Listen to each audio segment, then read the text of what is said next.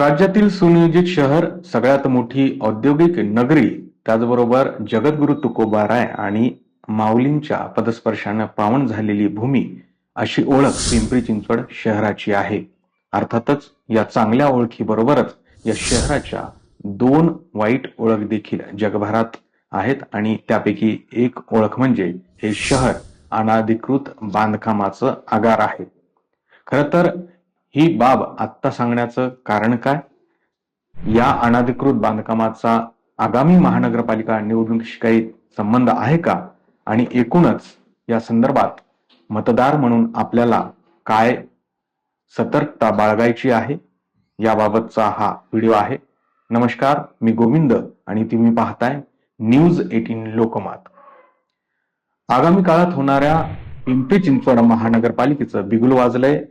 महानगरपालिका निवडणुकांची आचारसंहिता देखील जाहीर झाली आणि त्यानुसार जे इच्छुक उमेदवार आहेत ते आपल्या संभाव्य उमेदवारी मिळेल या भावनेतून त्यांनी आपला स्वतःचा, आपल्या पक्षाचा प्रचार करायला सुरुवात देखील केली.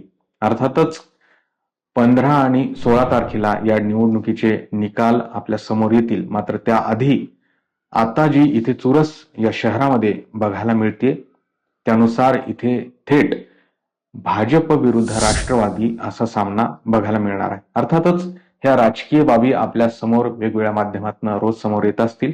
मात्र याच अनुषंगाने एक अत्यंत महत्वाचा शासन निर्णय 12 डिसेंबर 2025 म्हणजे काही दिवसांपूर्वीच निघालेला आहे आणि त्यानुसार आता जे इच्छुक उमेदवार आहेत किंवा ज्यांना या महानगरपालिकेची लढण्यासाठी उमेदवारी मिळणार आहे त्यांना एक शपथपत्र निवडणूक आयोगाकडे सादर करावं लागणार आहे आणि त्यामधला मजकूर असणार आहे की मी कोणत्याही प्रकारचं अनधिकृत बांधकाम केलेलं नाही.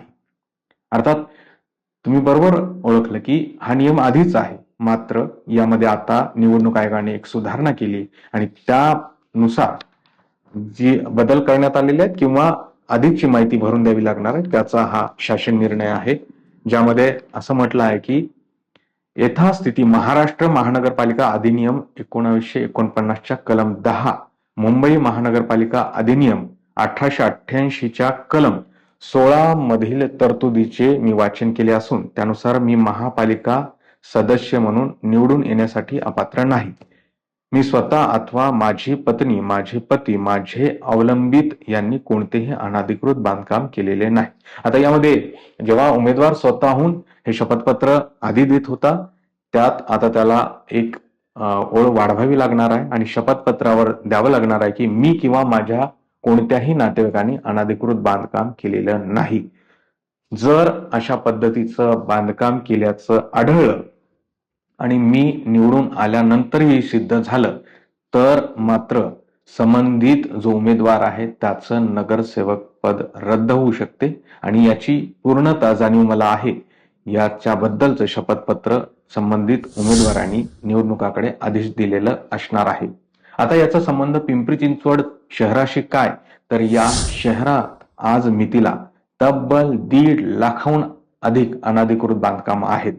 शहराची लोकसंख्या आहे 30 लाख आणि त्यामध्ये 1.5 लाखाहून ही जी अनधिकृत बांधकाम आहेत ती पाडण्यासाठी म्हणून महानगरपालिकेने किमान 119 म्हणजे जवळपास 125 ते 150 वेगळ्या पद स्थापन करून ही बांधकामे जमीनदोस्त करण्यासाठी जो न्यायालयाचे निर्देश होते त्यानुसार जमीनदोस्त करण्यासाठी म्हणून भरती केली होती. मात्र मागील 5 वर्षांपासून या शहरातल्या जी अनधिकृत बांधकाम आहेत त्यापैकी केवळ 8 ते 10% बांधकामं पाडल्या गेली. अर्थात ही बांधकामं अजूनही का उभी आहेत किंवा जी अनधिकृत बांधकामं आहेत त्यांना कुणाचा अभय आहे? या शहरामध्ये दरवर्षी अनधिकृत बांधकामाच्या मध्ये वाढ का होती आहे, तर याचं कारण स्पष्ट आहे की प्रशासनावर असलेला दबाव. प्रशासन कुणाच्या दबावाला बळी पडतंय आणि अनधिकृत बांधकामावर जे सुप्रीम कोर्टाने गाईडलाईन दिलेले आहेत की अशा पद्धतीचे बांधकामं सगळ्यात आधी तुम्ही नोटीस द्या, त्यानंतर समोरच्या व्यक्तीचं म्हणणं ऐकून घ्या आणि त्यानंतरही जर तो स्वतःहून बांधकाम काढून घेत नसेल तर मात्र ते बांधकाम जमीनदोस्त करा, कारण की अशा अनधिकृत बांधकामामुळे जे इतर नागरिकांना मूलभूत सुविधा मिळतात त्याच्यावर मोठा ताण येतो. जसं की या शहराची क्षमता 30 लाख लोकांनाच पाणी पुरवठा करण्याची आहे, मात्र ज्यांनी अनधिकृत बांधकामं केलेली आहेत ते देखील या सगळ्या मूलभूत सुविधांचा लाभ घेतात आणि त्यामुळे प्रशासन असेल किंवा इतर यंत्रणा असतील त्याच्यावर सतत ताण वाढत जातो. हीच बाब शहरातली लाईट व्यवस्था असेल, पाणी व्यवस्था असेल, ड्रेनेज व्यवस्था असेल याच्यावर परिणाम करणारी आहे. हे माहिती असून देखील अनधिकृत बांधकामं इथे राजरोसपणे केले जातात आणि त्या अनधिकृत बांधकामामध्ये जे भाडेकरू आहेत त्यांना ठेवलं जातं आणि मग त्यांच्याकडनं पैसे उकळले जातात, जे की बेकायदेशीर आहे. या अनधिकृत बांधकामाचा दुसरा सगळ्यात मोठा फटका जो आहे तो महानगरपालिकेच्या तिजोरीला बसतो, कारण की या अनधिकृत बांधकामाची नोंद महानगरपालिकेच्या करसंकलन विभागाकडे नसते. करसंकलन करणारे जे व्यक्ती आहेत किंवा विभाग आहेत ते या अनधिकृत बांधकामामध्ये राहणाऱ्या किंवा बांधकाम करणाऱ्यांकडनं कर वसूल करून घेऊ शकत नाही, कारण की त्याची नोंदच नाहीये. अनधिकृत बांधकामे कुठे होत आहेत या शहरात? तर अगदी महानगरपालिकेच्या ज्या आरक्षित जागा आहेत त्यावर देखील टोलेजंग इमारती उभ्या राहिलेल्या आहेत. महानगरपालिकेच्या हद्दीमध्ये म्हणजे पिंपरी चिंचवड शहरात ज्या 3 नद्या वाहतात, पवना, मुळा आणि इंद्रायणी, या नद्यांच्या दुतर्फा नदीपात्रात निळ्या आणि लाल पूररेषेच्या मध्ये देखील अनधिकृत बांधकामं उभारल्या गेलेली आहेत आणि अर्थातच ज्या बांधकामाला परवानगी घेतलेली नाही असे शेकडो नाही लाखो अनधिकृत बांधकामं आजही या शहरामध्ये उभी आहेत. याचाच अर्थ या शहरामध्ये कायदा आणि सुव्यवस्था ज्यांना राखायची आहे ते प्रशासन याकडे दुर्लक्ष करतंय का? तर नक्कीच करतंय. त्यामुळं या अनधिकृत बांधकामामध्ये जे लोकप्रतिनिधी होऊ पाहतायत त्यांच्याही बांधकामाचा समावेश आहे का, हे आता मतदार म्हणून, सुज्ञ मतदार म्हणून आपल्याला बघावं लागणार आहे.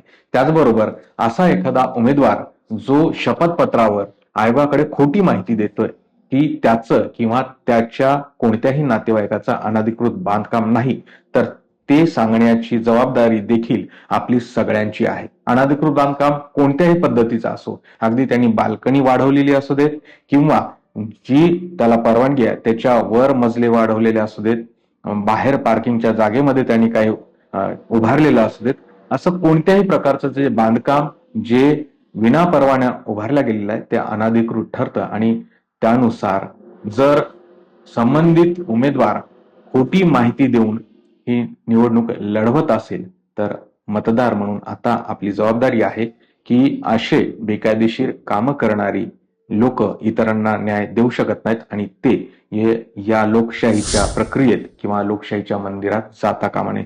त्यामुळं हा जी.आर खूप महत्वाचा आहे. निवडणूक आयोगाने हा जी.आर त्या इच्छुक उमेदवारांसाठी देखील काढलेला आहे. मात्र अर्थातच याची अंमलबजावणी होती की नाही हे मात्र आपल्याला मतदार म्हणून पाहावं लागणार आहे. तुर्तास एवढंच. धन्यवाद.